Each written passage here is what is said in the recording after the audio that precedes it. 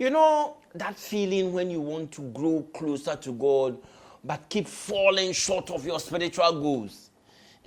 As at now, where is your New Year resolution? How is it going? Hey! You try, it's not trying. That is why you need these macro habits that will help you in small, sustainable actions that can lead to lasting transformation in our Christian walk. Yes. Today, we'll explore 5 macro habits that have truly transformed lives and helped many.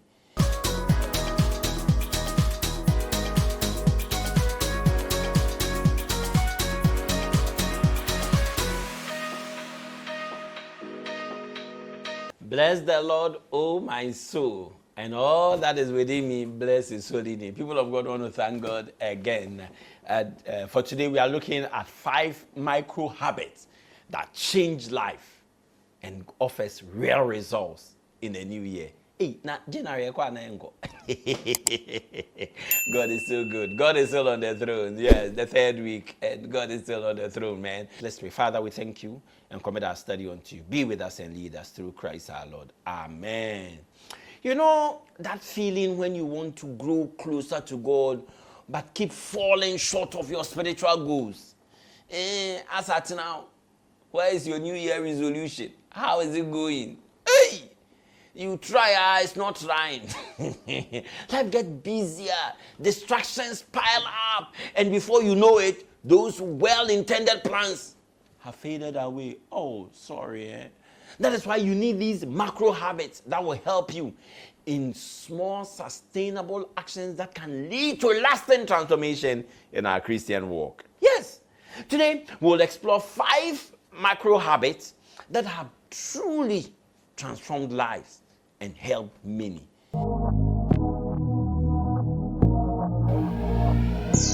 You see, the reality of habit formation is such that most Christians fail because of various reasons. Christians start habits like daily Bible reading and prayer with enthusiasm, but give up after a few days. Why? Unrealistic expectations and the lack of structure often lead to burnout. In this year, by March, I would have finished reading the Bible. I'm going to read the Bible completely 4 times. And so by the end of the first quarter, every 3 months, I'm going to read. Unrealistic expectation. And yet, you don't also have a structure. It doesn't get anywhere. So it leads to burnout.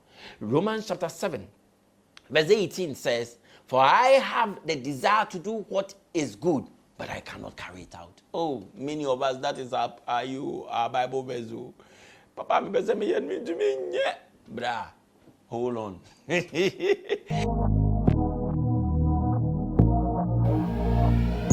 Studies have shown that habits are built by repeating and anchoring existing routines. Repetition is the order of the day.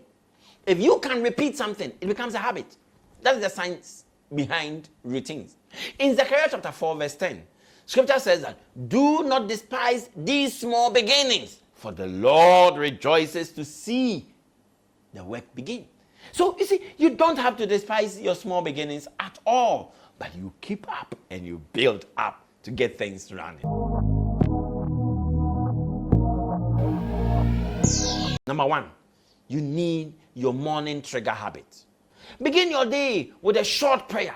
It could be as simple as, "Thank you, God, for this day, and I bless you for life." Prayer routine helps.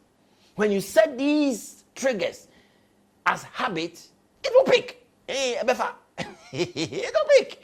And then you do the phone placement strategy. Keep your phones away from your bed and place it next to your Bible. To encourage Bible reading before scrolling. You see, this phone there, asemarankum. We cannot read 5 Bible verses in a week, in a day. Meanwhile, long messages will read everything through and through. Use sticker notes or physical reminders on your mirrors or desk to prompt prayer or scripture reading. Okay, so that you place these small stickers. You see, one of the ways to learn is to write. I remember when I was learning Greek and even Latin. You need these sticker, what they call labels. So these yellow stickers, you write the Bible verse on it and place it on your mirror. As soon as you wake up, you see it. Place it on the side of your desktop. It will remind you a lot. Number 2, commute connection. Turn your travel time into spiritual time of opportunities. Yes. You see, when you are in trotro, when you are in a car, you can listen to audio Bible. It is not the time for gossip and chatting. No. It is a commuting time with God. So you can use it as a time of reflection, a time of movement. So you listen to audio Bible and, follow through. Worship playlist strategy. You can also put some music on your phone, playlist, okay? So that as you are traveling, many of us, when we are in trotro, we are sleeping. You see, as you are there, you plug the earpiece and then you'll be communing as the song is playing. Then, you see, you'll be in the realms. Number 3 is the work-study integration. Bring faith into your workplace to stay connected without affecting your work negatively. So, like I said, your desktop, you can place certain scriptures, e-sword, okay? It can give you some soft, if you use the desktop, it can give you some Bible verses, pop-ups, okay? And it helps. Workplace witnessing opportunity. If you have the opportunity to share the word of God, but please don't let it interfere with what you have to do. You need to work. But if you have an opportunity, if an opportunity presents itself, master seize it and tell somebody about Christ. Number 4, evening reset. A 5 minutes gratitude practice to end the day is very important. To even prepare for tomorrow, because Proverbs chapter 16 verse 3 encourages us to commit to the Lord whatever you do, and He will establish your path. And so we commit to God whatever we are doing. We present it before God and tell God, God, have your way and lead it by your own way. And then finally, digital discipline is important. Please, let's watch out on social media. There are too many.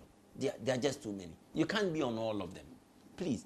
You alone, you have 2 lines. Both lines have different WhatsApp and Twitter and TikTok. How?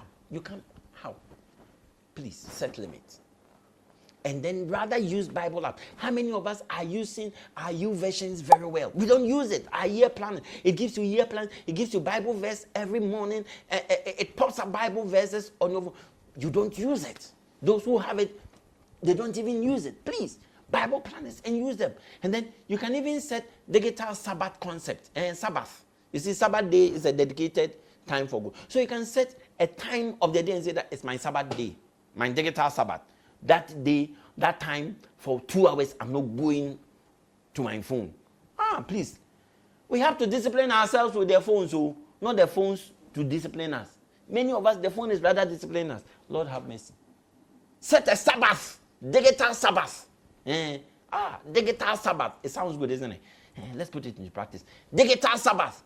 And what it means is that in that 2 hours, it is my time of communion with God. There are some of us, when we are even going to church, we can leave our Bibles. That's no problem. But our phones, night.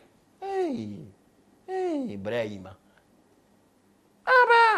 When you are going to church, you don't have when you say oh my phone has my Bible. Meanwhile, you have never opened that app. When you are in church and they mention Bible quotation, that is when you go on Instagram. Be careful. Be careful. Let's set boundaries. You see, to implement these strategies, we need to start small principles. We need to track progress. We need to be accountable. And when we fail, let's come back. Let's come back. You can't just sleep. No, let's come back. You start small, little by little, and then you track your progress. Then you set accountability systems. You have a friend you are doing it with. You see, I like the way when purpose-driven life came, you read in a group. So, hey, I'm read, you have read. Okay, let's all bring our comments. You see, you have 2 or 3 friends. You have a WhatsApp platform that after you have read, all of you should share what you have learned on that platform. That helps you to be accountable, so that when you are not reading, somebody will prick you. And then when you have failed, come back. Don't stay down. As you incorporate them into your life and start small and be consistent in your actions towards spiritual growth, you'll be able to make it. And 2025 will continue to be a good year. Let's not just give up. Let's step up our study. Let's pick up these behaviors. Let's pick up these actions, and God will help us. God honors our effort, and no matter how small, when they are offered with a sincere heart, God appreciates it. And this is what Colossians chapter 3, verse 17 tells us. Please, let's build up and let's allow God to have his way, and the name of the Lord will be exalted. Father, we thank you that you are with us, and you continue to strengthen us to be able to live for you and to do it according to your way. Through Jesus the Christ, our Lord, pray with thanksgiving. Amen. And I'll see you. Bye.